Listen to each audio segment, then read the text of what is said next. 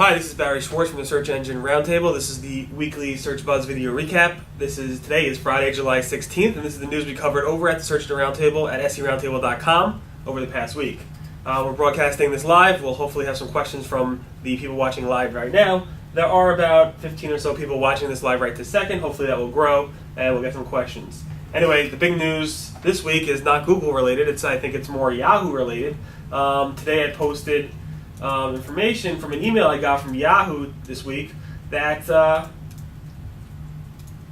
Yahoo has or will be officially testing the Bing-powered search results directly in Yahoo search this month. The big news is happening this month. So if you do a search at Yahoo and you do a search at Bing, you might be able to see that the Yahoo results match exactly in terms of the organic results of those of the Bing results. Yahoo sent out an email to us yesterday talking about the organic migration plan. They're still on target to totally migrate the organic side of Yahoo search results to Bing in the August-September timeframe, but they did want to announce that some of the search results you do today, this month, will be powered by Bing, and that's the way of testing in a live environment, and that's the big news. The key points of this include, obviously, Bing is powering Yahoo in test results as of this month. The transition is on target for August and September. Testing volumes, specifically for the paid search side of things, will probably be very, very low. This way it doesn't impact your current campaigns. And when a switchover happens, Bing will likely power about 30% of the search results. Google will probably power about the rest, about 70% of the search results, approximately. So that's something you should know. Again, it's being tested. Part of that seems to be that Yahoo reported on the 15th of July that Yahoo is no longer supporting somewhat. They didn't announce this, but it seems like their ping URLs are no longer active. So if you try pinging something via Yahoo ping URLs, it takes you to basically a 404 page or a page not found. What this means is, I don't know exactly, Yahoo never confirmed anything, but it does seem that Yahoo is actually pinging you directly but you can't manually ping them. This might be a bug, or it might be something that Yahoo just decided to get rid of. Let's move over to Google. Again, if you have any questions, just feel to tweet it to me or to ask me in the chat room, and we'll include that. On July 14th, we saw some reports in Google Web Search help forums that people are noticing a new Google image search design, and I thought maybe people were seeing things that were part of the Google image swirl, because all the people that were describing it kind of described a little bit like Google image swirl, but it wasn't. Today, I finally nailed down some pictures, and I'll show them to you on my screen here. Hold on a second.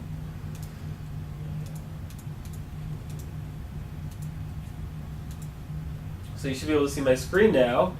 And you can see there's like several pictures over here. You can see that the new image search basically throws as many images as possible directly on the screen, not keeping in uniform columns, just throwing as many images as you can see there, as opposed to the uniform columns. You see just as many images as possible. Kind of looks a little messy, but yet it kind of looks pretty cool.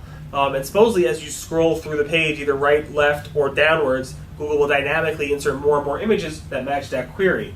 I'm personally not seeing this. Some people are discussing seeing this, and I finally found a picture of this on Twitter. And if you've seen that, definitely let me know your thoughts. Again, this is on July 16th at seroundtable.com. I personally think it's pretty cool. I like it.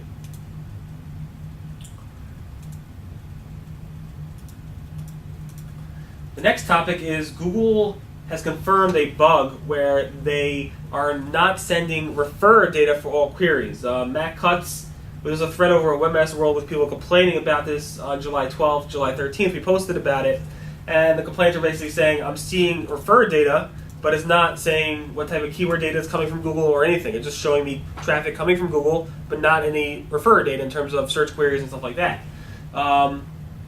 Matt Cutts of Google confirmed the issue. He said, and I'll quote, "Hi everybody, I asked folks who would know about this. It turns out there was an issue a couple weeks ago where some code got refactored. And the refactoring affected refers from links opened in a new tab or window. Right now, the team is expected to have a fix out of the next week or so, and hope this helps." Basically, it was a bug, they didn't mean to do it, blah, blah, blah, and hopefully this will be resolved. Not so many people saw it because it's affecting very few minor people in certain minor cases. So if you do see weird results in Google refers in your search results, this is why, and hopefully it'll be fixed within a week or two. Thanks, Matt, for answering that. Also on the bug side, it seems like Google has a search bug, and I don't know how widespread this is because I can't get a straight answer from Google. But basically, people in the Google web search forum were saying, I'm hitting search, doing a query in Google, hitting the search button, hitting go or enter, and nothing's happening. I'm not getting anything. I posted about this on July 15th at SEOroundtable.com, and Googler named Hach, I guess it's pronounced H-A-C-H, Hach or Hach, said the issue has been fixed and it's rolling out to everybody over time. And please let me know if it continues to be a problem. People are saying it is continuing to be a problem. Not exactly sure how many people this impacts, and I'm not sure if it's just Firefox or some other browser. I'm not sure if it's a toolbar issue, but it seems to be an issue where people are hitting search and it's not actually conducting a search query. Let's move over to the AdWords. This week, Google released globally their broad match modifier. Basically, broad match modifier for AdWords is a new broad match modifier is basically a new, more specific way to broad match your keywords, but be more lax than a phrase match. So, for example, you have the different match types. You have the broad, you have the modified broad, you have the phrase match, you have the exact match, and you can do different things to now be more specific than a broad match, but less specific than a phrase match. So you can actually do a combination of things using this new broad match modifier tool. And I explained how exactly this works. And I explained this about 2 months ago as well, because Google was testing this in the UK and Canada, and now it's available everywhere except for certain languages, including Chinese, Japanese, Thai, Arabic, and Hebrew. But everywhere else, it should be available any day now, or you should have it right away. It's pretty cool. You can learn more information about this on July 15th at SEOroundtable.com. The next topic is Google Maps. A lot of Google Maps topics to go through. The first thing is probably the most important related to Google Maps is that Google Maps has changed their OneBox design. And by this I mean, if you do a search and you have one match for a Google search, you'll see that the new Maps results shows first search result of that page, an organic search result, and then under that you have the new Maps listing. And the Maps listing has changed a little bit. So so you can see a picture of that on my screen, but let me explain to you exactly what has changed here. One, the search result for the OneBox that matches the OneBox result shows above the OneBox now. The more info link has been replaced by a place page link. It's called place page instead of more information. Reviews do no longer show up unless it meets certain criteria. The criteria, I'm not exactly sure what it is. It might be 4+ stars or more. Sorry about that. So basically, we're talking about Google Maps. So again, the main changes here are the OneBox is now changed. We talked about the search result being above the OneBox. The more info link changing to a place page link. The reviews not showing up unless it's 4 or more reviews probably. I'm not exactly sure how that works. And there's an additional Maps balloon button in the thing. So people do like it. It's a change. We're not exactly sure how that impacts anything, but it definitely has been a change. The next thing in terms of Google Maps is that Google Maps seems to be pulling the wrong reviews in certain areas. So there was a Google Maps help thread on July 14th where we discussed how we showed evidence of Google pulling the wrong star amounts for a specific type of review. So I'm not sure if you can see this on my screen, but basically our faves on Google Maps shows a 1 out of 5 stars, but yet if you click through and look at that specific review, it actually shows 4 out of 5 stars. This was reported by somebody in the forums. Google confirmed the bug, and they said they're going to fix it, but it yet has not been fixed as of yet. So hopefully Google will fix that soon. Other things regarding Google Maps, it seems like Google Maps is now taking the Matt Cutts approach, where they're actually posting help videos on how to rank well in Google Maps and all these different topics about how to manage your Google Maps listings, like Matt Cutts does in terms of the SEO field of Google Webmaster Help. So you can see more of these videos. I think they posted about 9 videos. We have a link to all those videos on July 15th at SEOroundtable.com. Definitely take a look at that. some of them are actually pretty useful.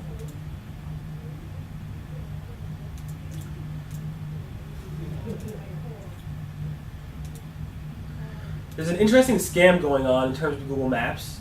The scam, actually one more thing, before I get to the scam, Google Maps reviews, again, since we're talking about Google Maps reviews, seems like a lot of people are missing their reviews. If you notice that your reviews are missing from Google Maps, I wouldn't worry. It usually has to do with when Google Maps does a design update, usually the reviews come in slowly after that. They go away and they come back. Obviously, Google Maps just did a major OneBox revamp and redesign, so that's probably why people are missing their reviews. Seems like people are getting them back, but if you are not, check our post at July 13th at SEOuntitled.com, and you should be able to report that to Google, and they should be able to help you out.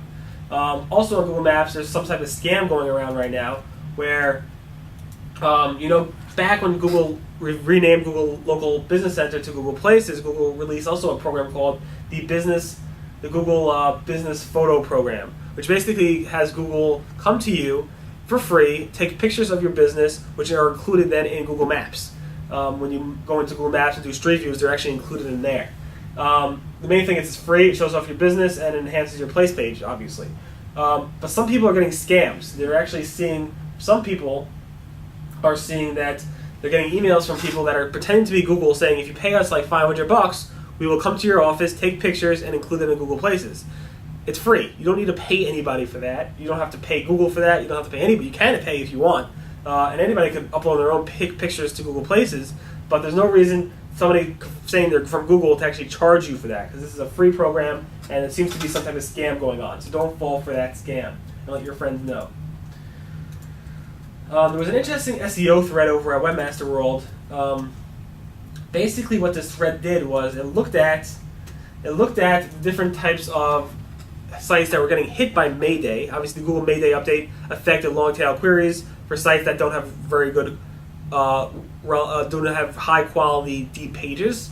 And they analyzed these pages and compared the pages that are out of the index to pages that are similar to those types of pages that should have been impacted but were not. And this is a paid thread. It goes through different cases of big sites like, I guess, Mahalo, and it looks at why these sites are ranking well versus the other ones. This is a paid thread. I go through a lot of the discussion. I don't want to get into it too deep because it's a fast recap. But if you want to learn more about this and how, if you've been impacted by Mayday, just take a look at this July 13th thread at SEOroundtable.com, and maybe this could help you. A little tip for those who are in the Google Merchant Center, who participate in Google Product Search. They are now changing requirements. If you have any electronics, books, or media, they're requiring more data to be submitted. The data includes product identifiers such as the MPN, brand, CTIN, UPC, EAN, or the ISBN numbers. These are all product identifiers that Google is now requiring in the upcoming late August batch. They're going to require that starting late August, that your product feeds include that type of product identifiers for the electronics, books, and media segment. So make sure you have that. July 12th at SEOroundtable.com if you want more information about that. Here's something pretty funny. I caught somebody using the PageRank meta tag. There's a bunch of meta tags out there that are pretty much false, but basically somebody's using this meta name, PageRank content 10. Somebody's basically saying, Google, here's my meta tag. It says I should have a PageRank of 10. Give me a PageRank of 10. There's tons of these mythical and scammy types of meta tags you can use. A lot of sites use them. We spotted one that does. I thought it was pretty funny. We posted about it and we got some nice comments and tweets about it. We have more information about that on July 15th. If you want to laugh, definitely check that out.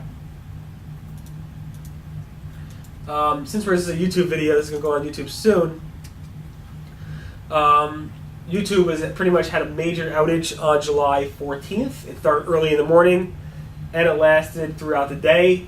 People were getting 502 errors. Pages weren't loading. It seems to be all resolved now. We had posted some links to why it happened or how Google's fixing it on July 14th, but if you want more information about that, check that out. Finally, let's go through the different various logos. I'm going to show on my screen so you can actually see it. Okay. Google Israel on July 13th had a special logo for Naomi Shemer. She was basically known as the First Lady of Israeli Song. She came up with a very popular song specifically for children, and they made a nice little logo for her 73rd birthday. She died in 2004. Google globally had a logo for Josef Frank. Josef Frank is not that well known. His Wikipedia page is pretty short. But basically, if you visited anywhere yesterday on July 15th, Google had a special doodle for Josef Frank, who was an Austrian/Swedish architect and textile designer. So Google took his design, incorporated the logo, and it looked pretty neat. And that was his 125th birthday. He died in Stockholm. He was born and I think died also in Stockholm, Sweden, in 1967, in January. Google France had a special logo for their national holiday, and you can see the logo here on the top. And I also included several logos from the past years of their national holiday. So that was pretty cool. That was on July 14th. Finally, it was FIFA's World Cup on Sunday. Congratulations to Spain, who took the victory from Netherlands. But Google had a special logo up there for the day. It was pretty cool. It was obviously Netherlands versus Spain. And Yahoo also posted their previous logo, which had an animated theme, which you can see over here as well. So that was pretty much the past week at the Search Engine Roundtable. Again, my name is Barry Schwartz. This is the Search Buzz Video Recap. Today is Friday, July 16th. Thanks so much for listening, and we'll hopefully see you guys next week. Thanks.